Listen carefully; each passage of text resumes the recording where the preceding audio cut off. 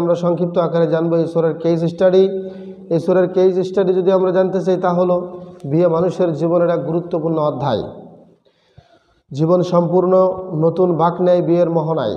তবে দুঃখের বিষয় হলো আমাদের সমাজে এই বিয়েটাকে এক অগ্নি পরীক্ষা বানিয়ে ফেলা হয়েছে।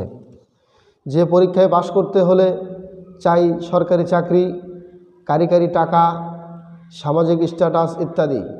সচ্চরিত্র, উত্তম আচার আচরণ, দিনদারিতা এসব আজকাল খুব কমই দেখা হয়।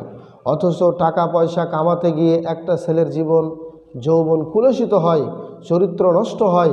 এই সূরার ৩২ নম্বর আয়াতে আল্লাহ তাআলা অভিভাবকদের উদ্দেশ্যে বলেন, তোমাদের মধ্যে যারা নিঃসঙ্গ তাদেরকে বিয়ে দিয়ে দাও, তারা অভাবী হলে অবশ্যই আল্লাহ নিজ অনুগ্রহে তাদের অভাব দূর করে দেবেন। আল্লাহ অনুগ্রহকারী মহাজ্ঞানী। অথচ আল্লাহর এই ওয়াদার উপর আমরা ভরসা রাখতে পারছি না। আফসোস, একটু গভীরভাবে ভেবে দেখবার সময় কি আমাদের আছে?